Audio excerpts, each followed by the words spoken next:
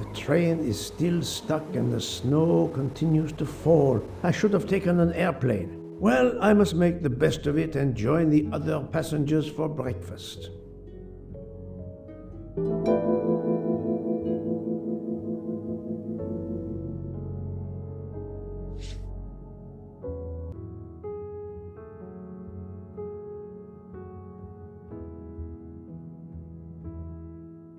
The train still hasn't left.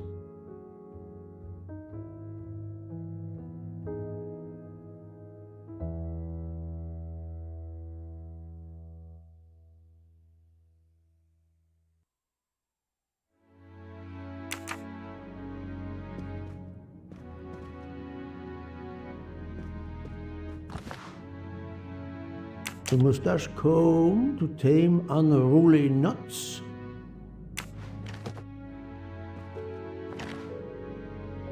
Wax to preserve the perfect symmetry of the mustache.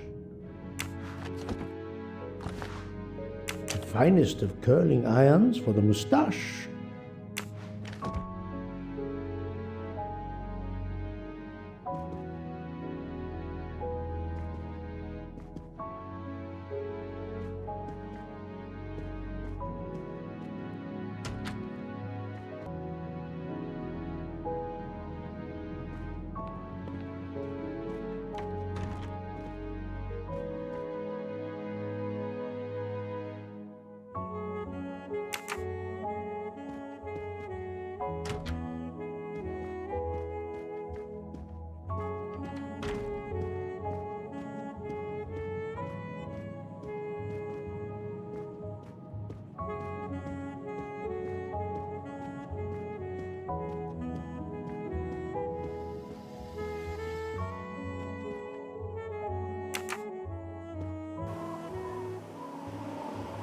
The train is completely trapped because of the avalanche.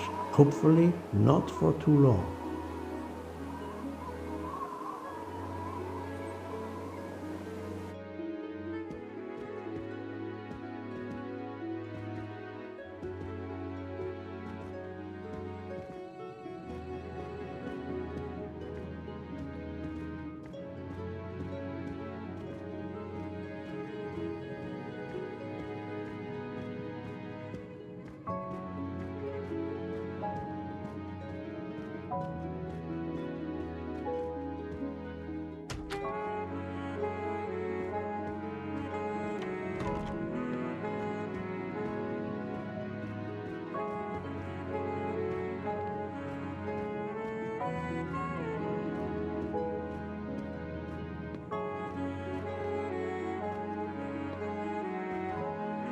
Good morning, Monsieur Michel. Good morning, sir.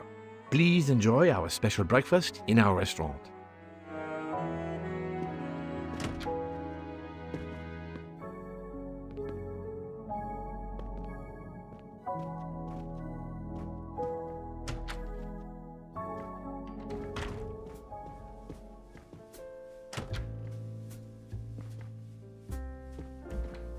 This delay is intolerable. I am supposed to be demonstrating the Firenze in Paris in 2 days. Ah, your electric car. Yes, that's bad luck.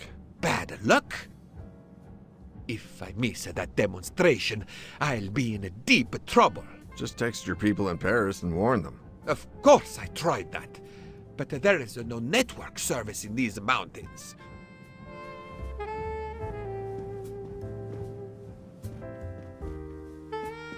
My daughter said it would be the easiest way in the world. Just sit on the train until I got to Paris. And now we may be here for days, and my boat sails the day after tomorrow. How am I going to catch it now? I can't even send an email to cancel it. I'm just too mad to talk about it. My colleagues were to meet me in Paris. They will wonder what has happened to me. I can get no words to them. What will they think? We have refugees to help.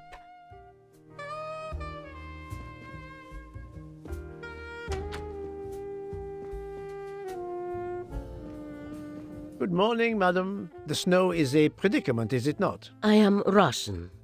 Snow is no stranger to me. Ah, the accent. Would it be St. Petersburg? You are very perceptive. Monsieur Poirot, is it not? And may I take it I have the honor of addressing Princess Natalia Dragomirov? We dispense with the old titles these days. My husband, all of my past, was taken from me by these Stalinists. When they were gone, I became director of the St. Petersburg Museum of Antiquities to restore and preserve what I can of my country's history. Still, the delay must be vexing. If I must be late for my appointments, then they will wait. I know that I would certainly wait, madame. It has been my extreme pleasure to make your acquaintance, madame. Au revoir, Monsieur Poirot. A beautiful piano. What a luxury. Pity there's no one to play it.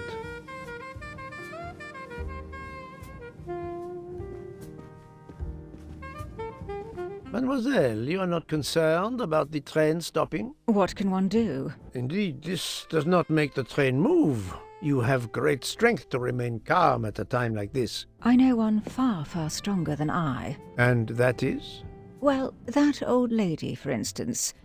You have probably noticed her. She just has to lift her little finger and ask for something in a polite voice, and the whole train runs. It runs also for my friend Monsieur Bouc, but that is because he is a director of the line, not because he has a masterful character. You don't have to have a strong will when you have power. But I suspect I did not need to tell you that, Mr. Poirot. Good morning, Mr. Fauchet. You have early customers, I see. Yes, I am stuck serving here as well at breakfast. Everyone is impatient. They keep complaining that the train is not moving. As if I could get out and push it. It's too early for me to order a boxcar. That is the appropriate drink, I believe. A gin, triple sec, lemon and grenadine mix. A drink for a train indeed. But not perhaps for my breakfast. I think I will settle for an omelette. Good luck, sir. Miss Nielsen is helping to serve in the dining car.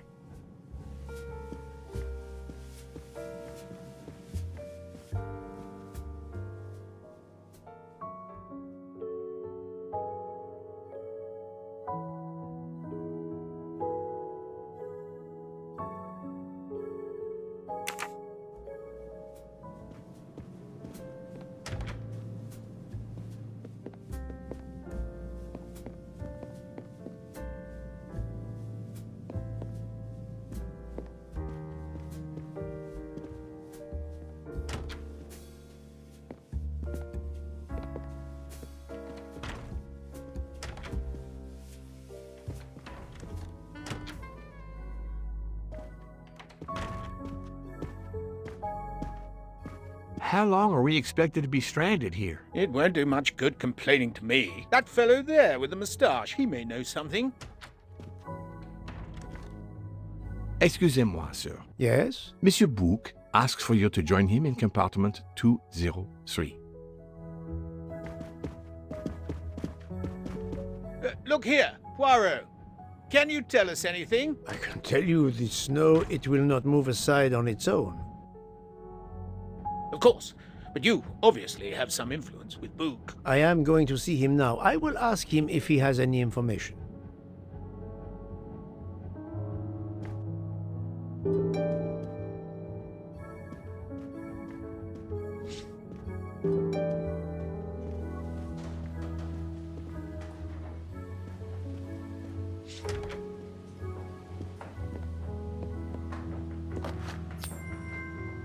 Ha-ha! Golden moustache.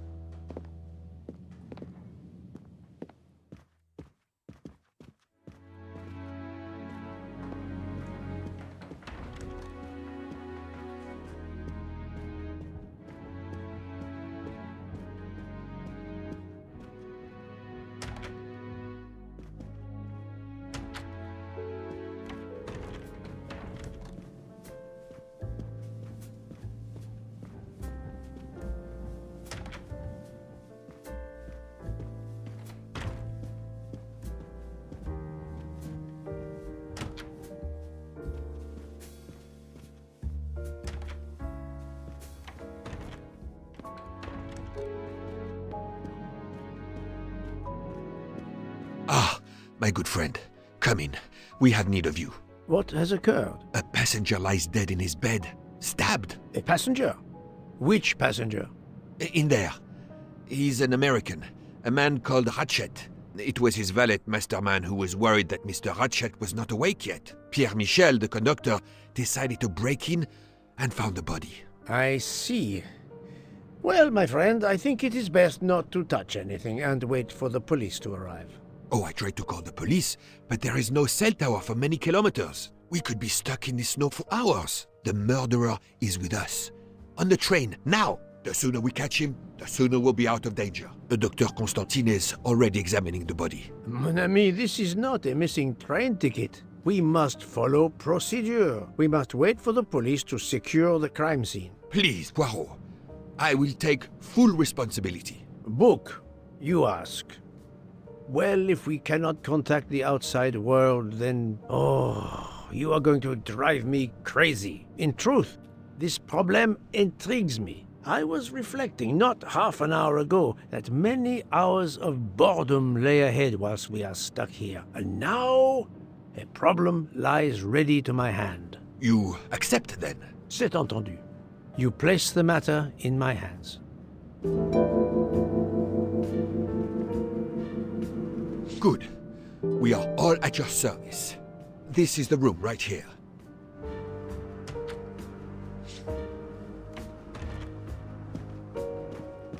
Mr. Poirot, I am Dr. Constantine.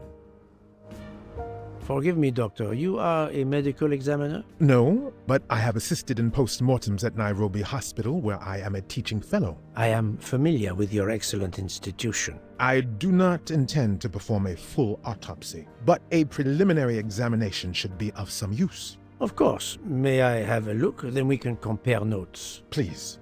If you need any help, I won't be far away.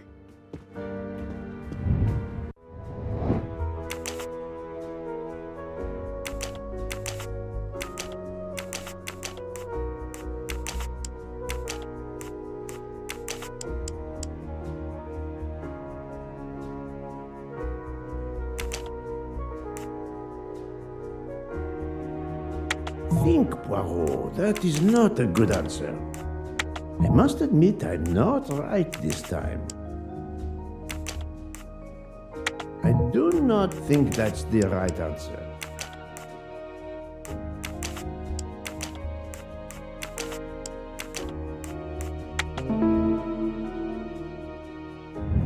I'm right again.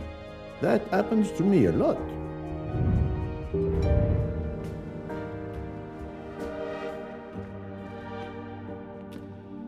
Where can the killer have gone? This door communicates with compartment 204. The latch is open on this side.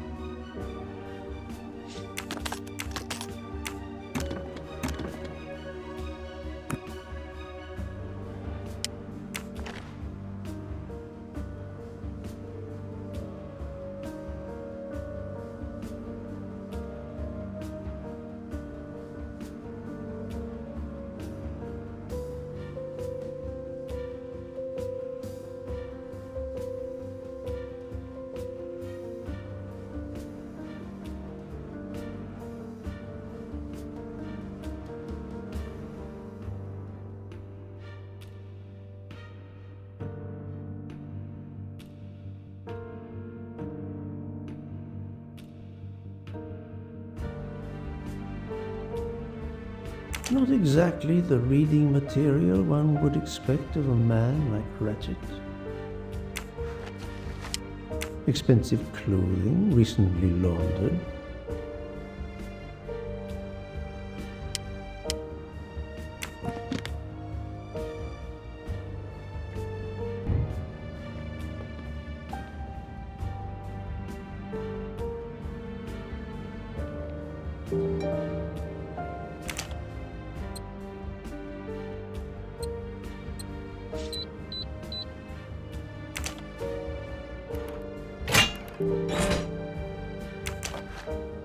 Not very surprising.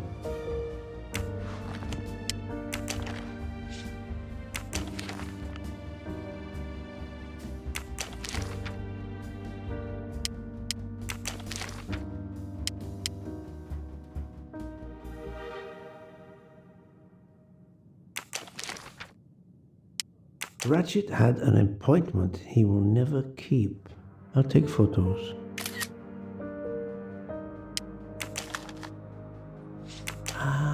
A meeting place on the back of a postcard. Someone with the initials A.W.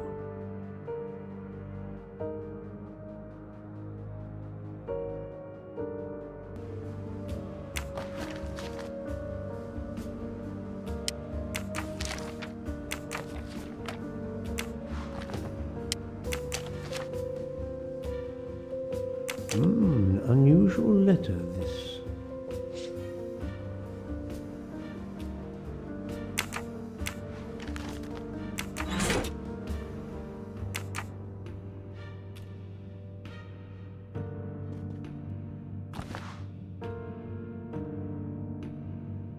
A box of sleeping pills.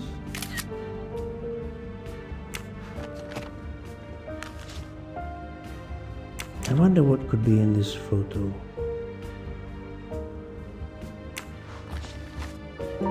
I shouldn't leave until The chain lock is broken. Monsieur Michel told me that he broke the chain on the door to get into the room.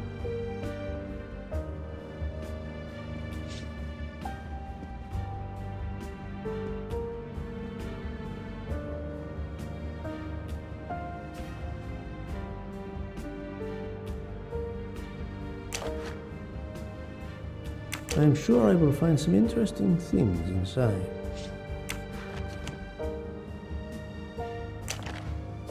This phone was deliberately smashed.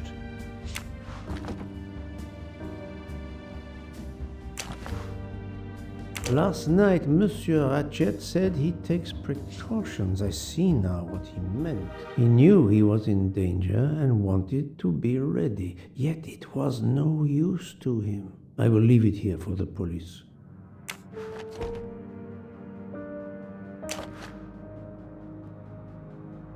Did it belong to Ratchet?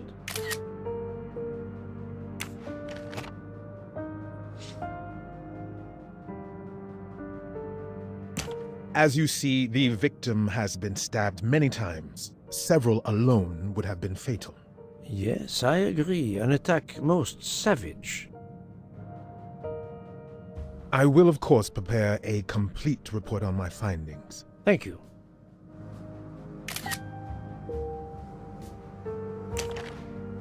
The watch is broken. The hands are stopped at 1:15 a.m. One would expect that to be the time when the attack occurred.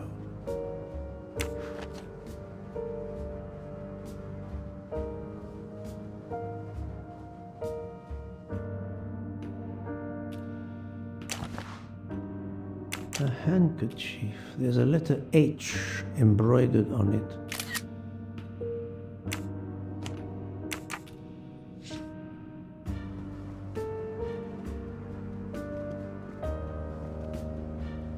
The snow is falling only lightly this morning. The murderer would have left tracks in the snow if he had jumped out the window.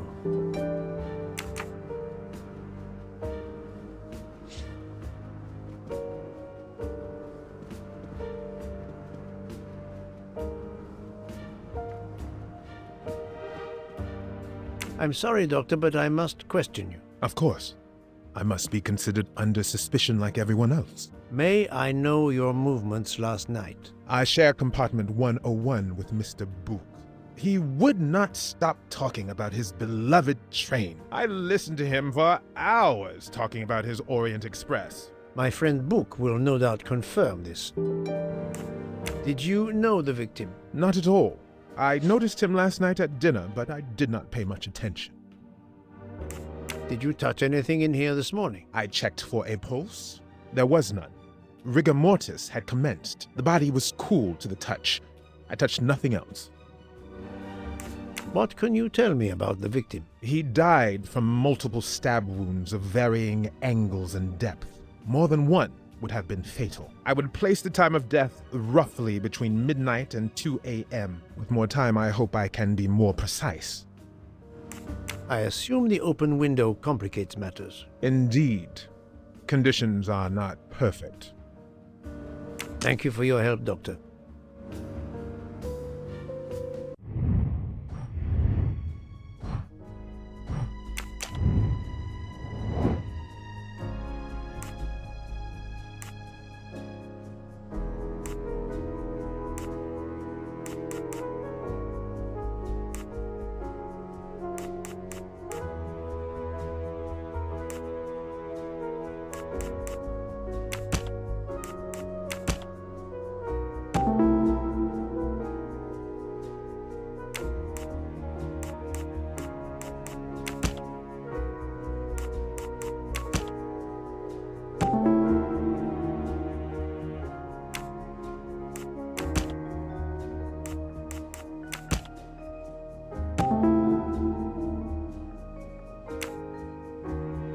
So, the murderer must have exited through Madame Hubbard's room. Et voilà!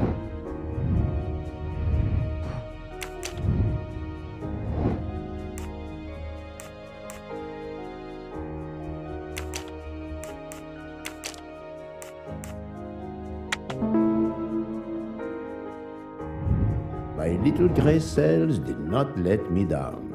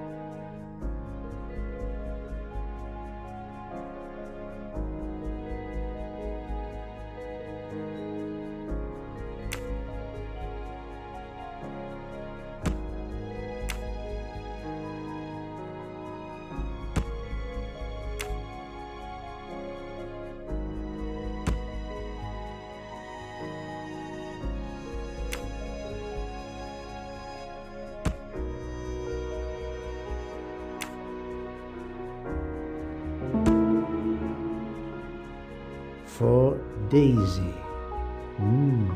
Interesting. That's the right answer.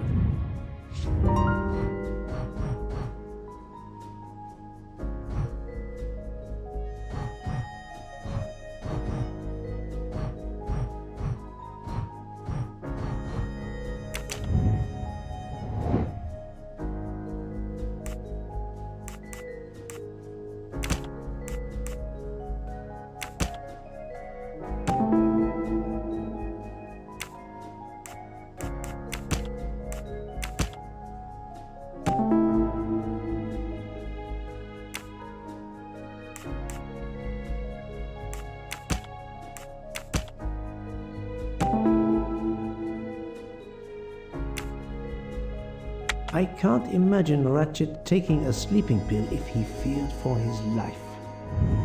That was easy.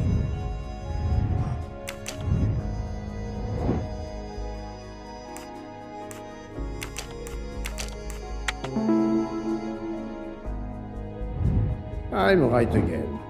That happens to me a lot.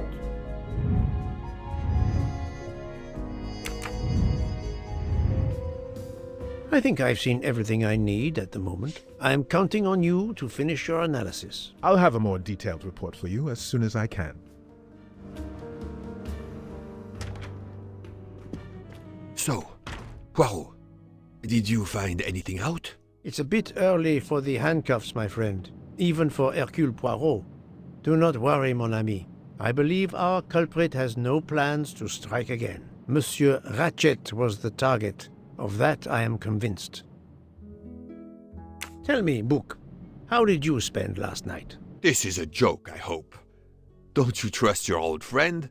My friend, calm yourself. I must hear your story in order to corroborate other accounts. Ah, naturally. Let me see. I went to my compartment after dinner. Dr. Constantine was already there. We talked about his career. He's a Cambridge man, you know. After university, he returned to his country and has done much good there. He was so interested in the Orient Express. I told him all the anecdotes I know. I'm not certain when we fell asleep, but it was very late. Here is what I have found out. Monsieur Ratchet was stabbed many times. I also found threatening letters in his safe. He had a loaded gun under his pillow, so he was on guard, ready to defend himself. However, there was an empty glass with white residue at the bottom. I suspect a barbiturate. Perhaps he was forced to take it. In any case, I am certain he was unconscious, unable to defend himself. I also found several other items at the crime scene, possibly related to the murder. They must be investigated. By all means, Poirot. As fast as you can. I also found liquid for an electronic cigarette, but I could not find a vape. This might belong to the murderer. This criminal is an amateur. I need a list of the passengers with their compartment numbers. Pierre Michel will have it. I must interview the rest of the passengers and the staff. I'll be in the bar car if you need me. We are hours late. Soon I hope help will arrive.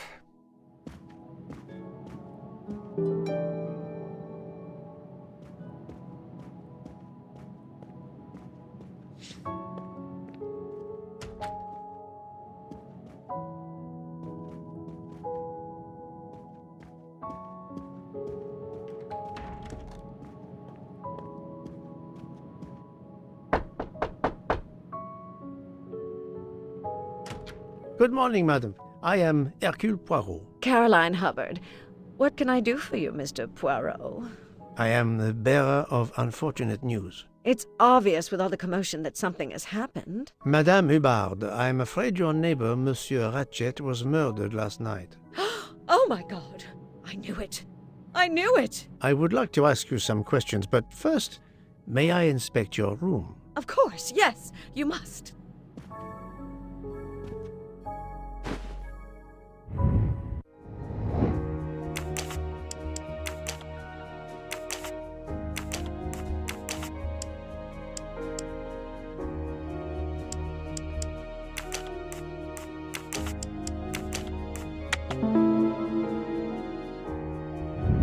My little gray cells did not let me down.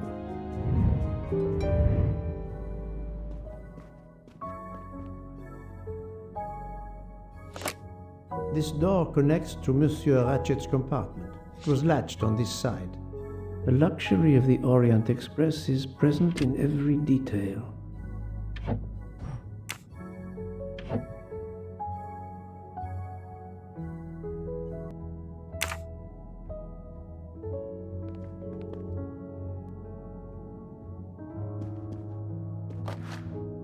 Here is a jacket button. It bears the logo of the Orient Express.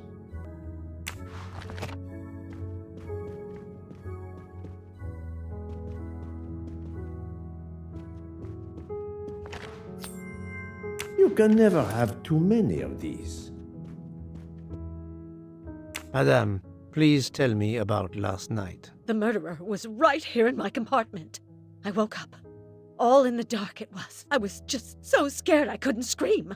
I pressed the call button. I pressed and pressed. I heard footsteps running in the corridor, then a knock on my door. "Come in," I screamed.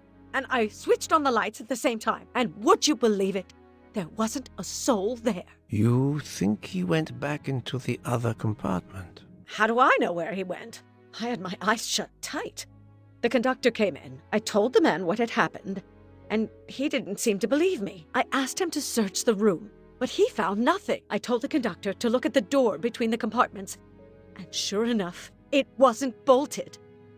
Well, I soon saw to that. I told him to bolt it, then and there. How is it you didn't bolt the door between the two compartments? But I had. Well, as a matter of fact, I asked that Swedish lady, Olsen, Greta, if it was bolted, and she said it was. How was it you could not see for yourself? I was already in bed, and my toiletry bag was hanging on the hook of the door. I couldn't see the latch from where I was. What time was it when you asked her to do this for you? Oh, it must have been around 10:30 or 10:45 p.m. She'd come along to see if I had an aspirin. But instead of opening my door, she opened Mr. Ratchet's door by mistake. He said something quite rude, like, "Not a chance, lady, you're too old." It shocked her. She came in. I told her where to find the aspirin, and she got it out of my toiletry bag. Poor girl, she didn't have a good night. The same could be said for Monsieur Ratchet. It appears Mademoiselle Olsen may be the last person to see Ratchet alive.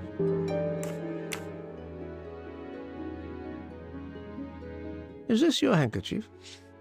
No, not at all. Yet it is embroidered with an initial H, like your name. I don't care. It's not mine, and I would certainly never buy something so impractical as that frilly thing. Are you a smoker? No, definitely not. Filthy habit.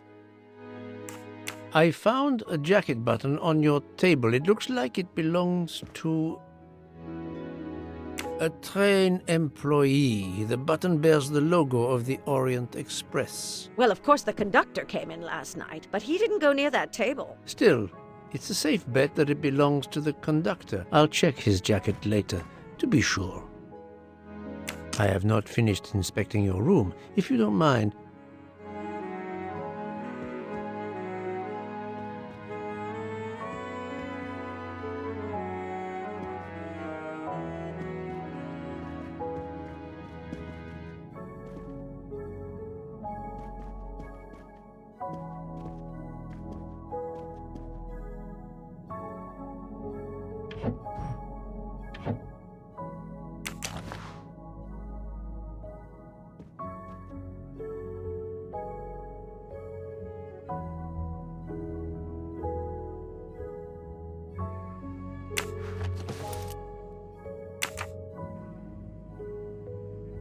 let's see if Mrs. Hubbard was telling the truth about the latch of the connecting door.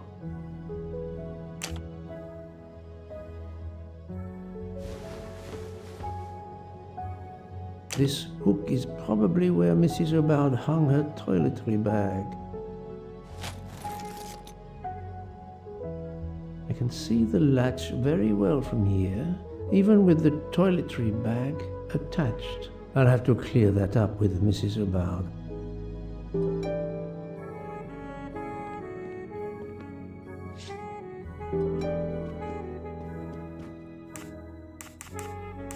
Mrs. Hubbard, you told me that the door connecting the two compartments was closed, correct? Yes, it was, as I told you. I was already in bed and my toiletry bag was hanging on the hook of the door. I couldn't see the latch from where I was. That's why I asked Miss Olsen to check if it was closed.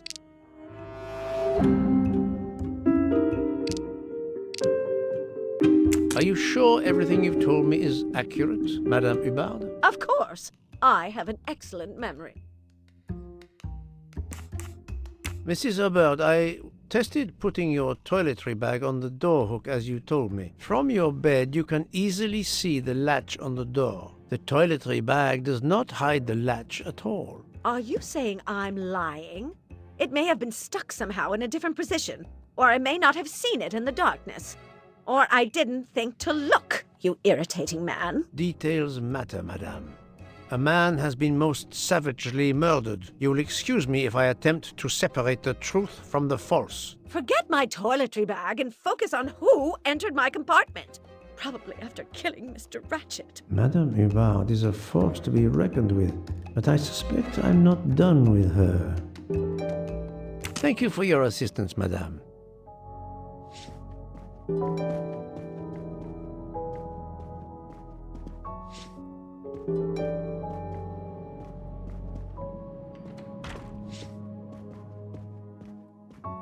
Monsieur Michel, I must ask you a few questions if you don't mind. I will do everything I can to help. First of all, tell me about yourself. Very well. My name, as you know, is Pierre Michel. I'm from Calais. I've been with the company for over 15 years. Thank you.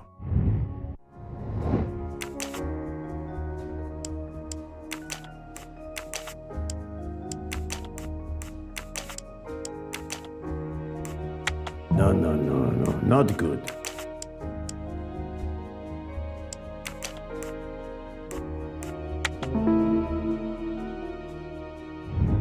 Et voilà.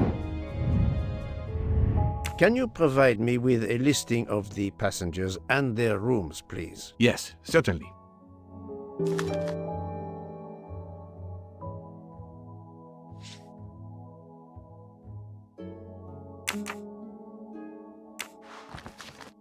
Are you a smoker? Indeed. Do you smoke e-cigarettes? No, tobacco only. I would like to reconstruct with your help the events of last night. Monsieur Ratchet retired to bed. When? Almost immediately after dinner, sir. Actually, before we left Belgrade. Did anybody go into his compartment after that? His valet, monsieur. Monsieur Masterman, and then his secretary, the young American gentleman, Monsieur McQueen. And that is the last time you saw or heard of him? No, monsieur. You forget that Monsieur Ratchet rang his bell around 12:40 a.m., soon after we had stopped. I knocked at the door, but he called out in French, "Ce n'est rien, je me suis trompé." I then left to answer another bell that had just rung.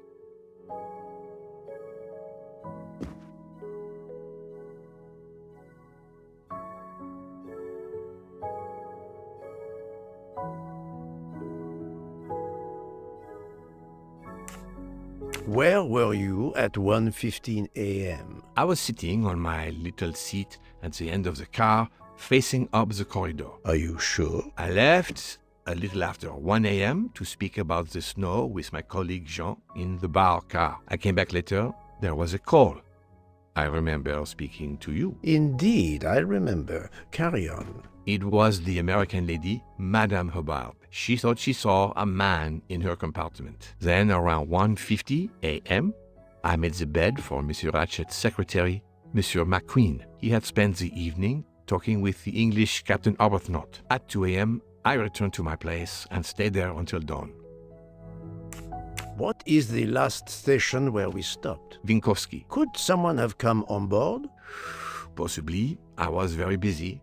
Owing to the weather, we were a few minutes late. We left at 12:10 a.m. I found a button from an Orient Express staff jacket. Did you lose one by any chance? No, monsieur. As you can see, I have all my buttons. It is not mine.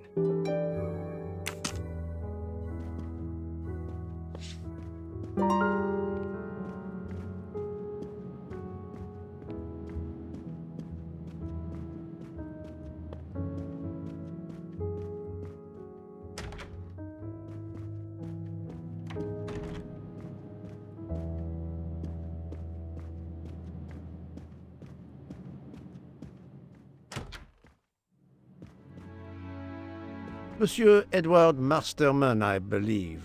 May I ask you some questions? I can barely talk. I have a terrible toothache. We have a doctor on board the train. Perhaps... I do not need a doctor. I use essential oils. If you can find my flask of clove oil in my box, I would be grateful. Fine, if you insist. I will help you.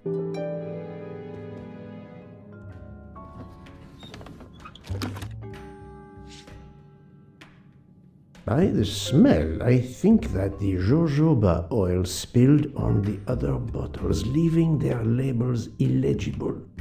I must find another way to find which one is Masterman's toothache remedy.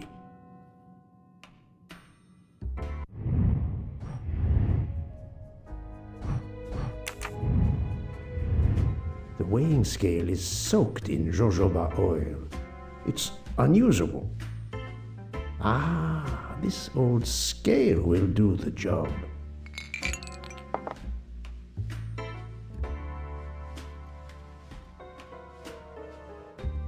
To start, I must first arrange the vials from the lightest to the heaviest.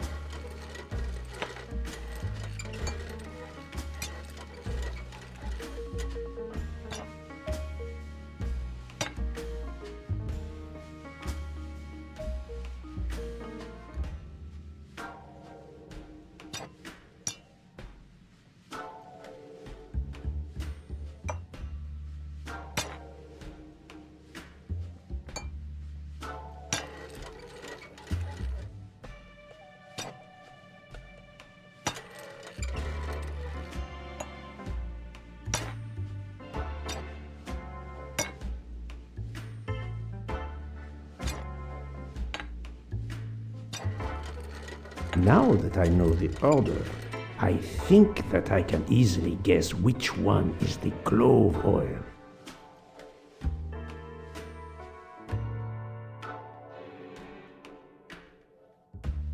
Here is Monsieur Masterman's remedy.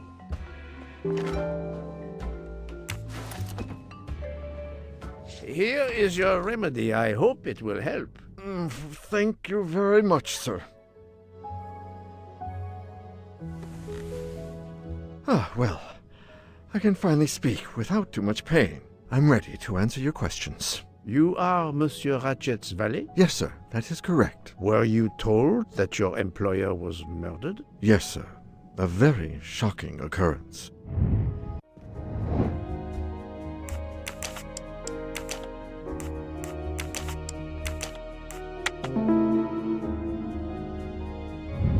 My little gray cells did not let me down. At what hour did you last see Monsieur Ratchet? It must have been around 9 p.m., sir. That or a little after. I went to bed around 10:30 p.m., same as the person who shares my room, Mr. Foscarelli.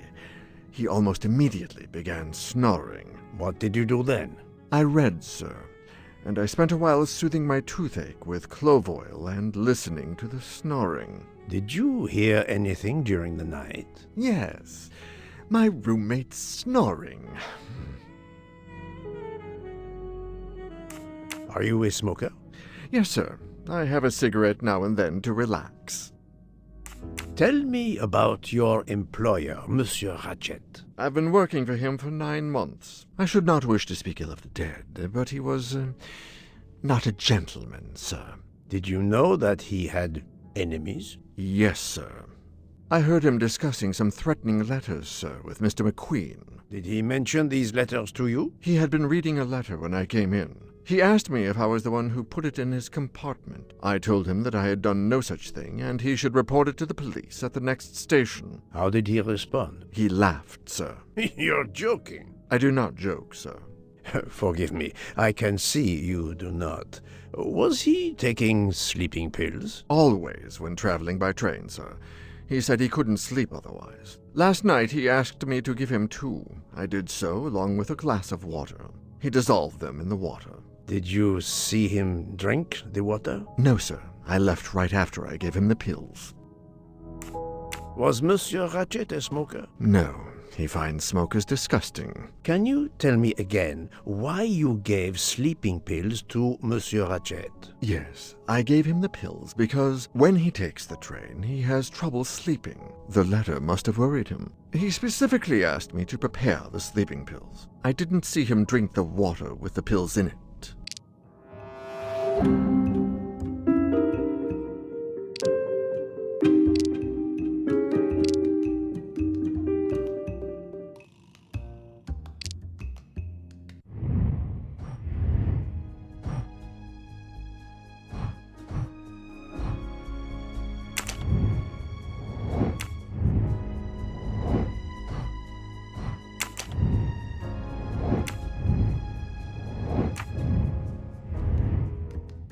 Monsieur, I believe you are not telling me the truth. What? How can you say that? He received threatening letters, one, it seems, last night. Did you know he had a gun under his pillow? And even asked for my help to watch over him? I find it strange that he asked you for sleeping pills when he was afraid for his life and prepared to defend himself. I'm sure I don't know. Maybe to calm his nerves, maybe out of habit. It makes no sense. Wait, please. Isn't it possible that Mr. Ratchet asked me to prepare the pills, but didn't plan to drink them for some reason? It is possible. But I am a student of character, monsieur, and the Monsieur Ratchet you describe is not the man I met. If you'll excuse me, my toothache is getting worse again. I'm afraid this time you must prepare your own clove oil.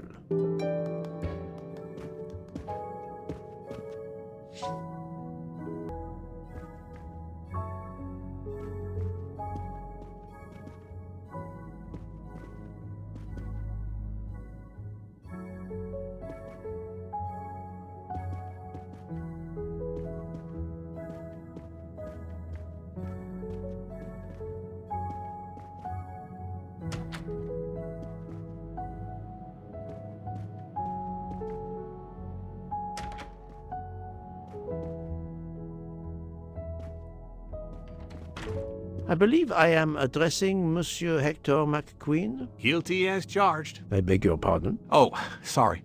Just an expression. My father used to say it. You must have had an interesting childhood. I am Hercule Poirot. No need to be modest. You're a detective. You are Monsieur Ratchet's secretary? I am Mr. Ratchet's secretary.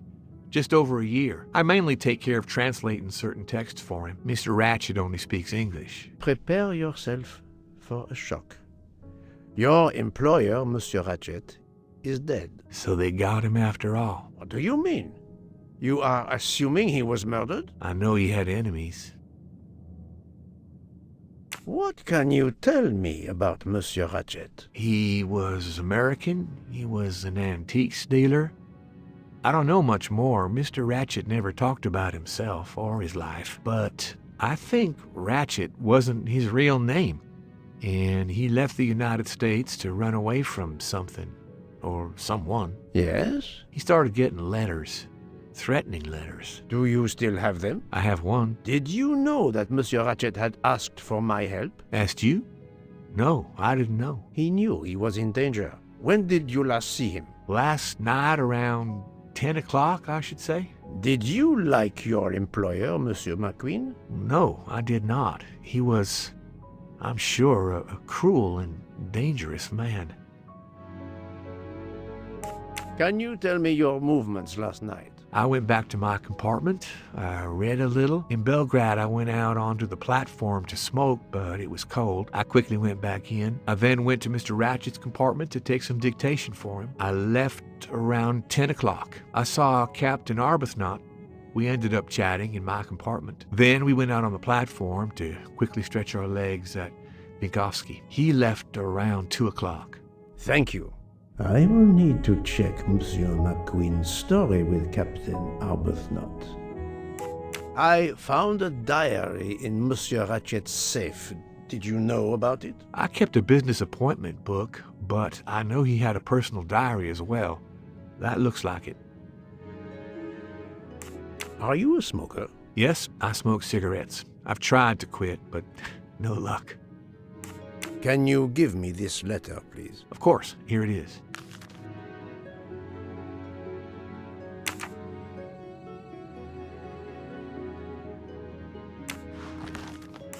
Was Monsieur Ratchet a smoker? No, he hated the smell of smoke.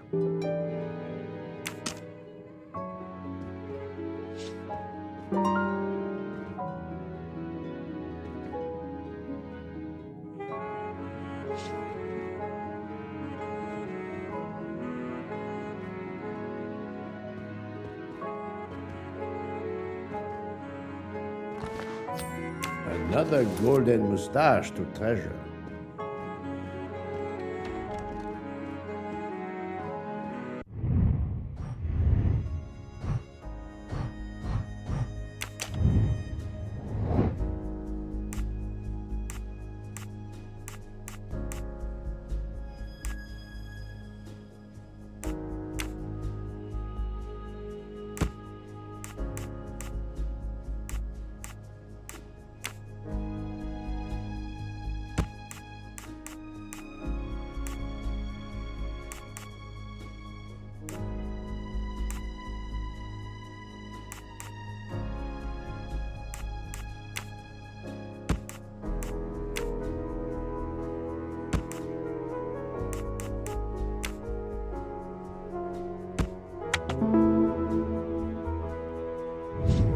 That was easy.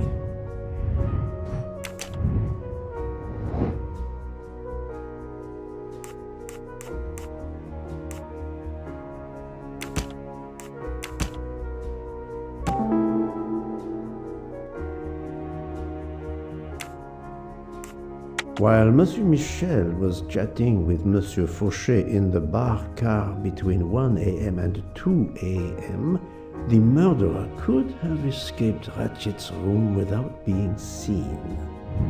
I'm right again.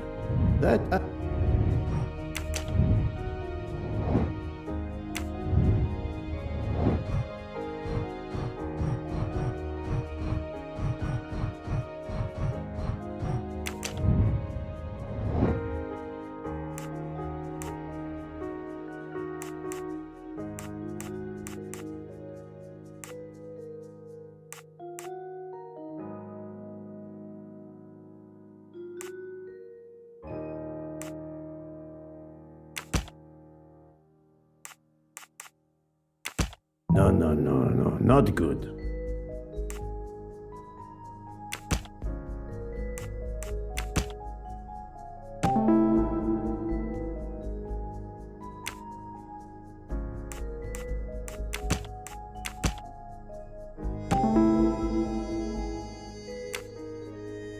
The murderer may have impersonated Ratchet by calling Monsieur Michel to make it seem that Ratchet was still alive at 12:37 a.m.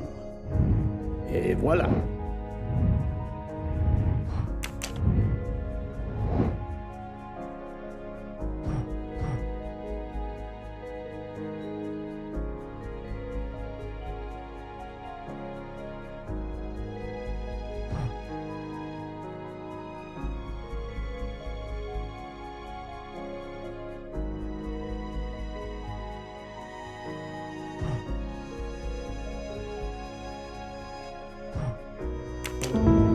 That was easy.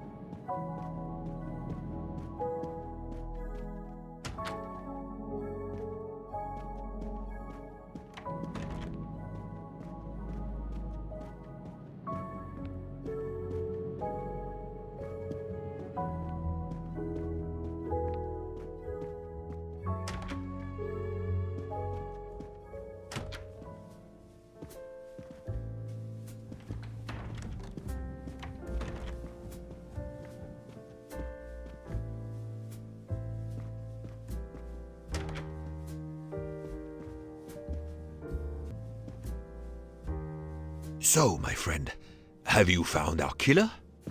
Not yet, but I will tell you what I have learned. Please. Our assassin could have gotten on the train at Vinkovsky disguised as a conductor, entered Ratchet's room, and killed him. Then he walked out through Madame Hubbard's connecting door, where he lost a button from his jacket. He had to wait for Monsieur Michel to be absent. He waited too long. The train had left the station. He was trapped aboard. Indeed. He had opened the window to make it look that he'd escaped that way. However, if he waited until the train stopped again due to snow, his footprints would have been found. The murderer is still among us, on the train. There's a problem with the second-class toilets. What now? All morning passengers have been complaining that the door is locked, so I went to check. I knocked, but no one answered. I didn't think I should open it without speaking to you first. You did well, Monsieur Michel. Lead the way. I use my master key.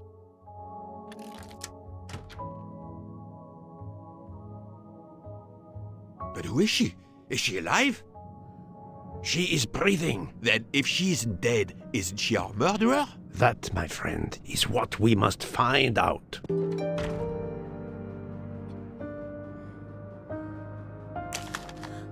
The ticket reads Joanna Locke, traveling in compartment 105. Miss, can you hear me?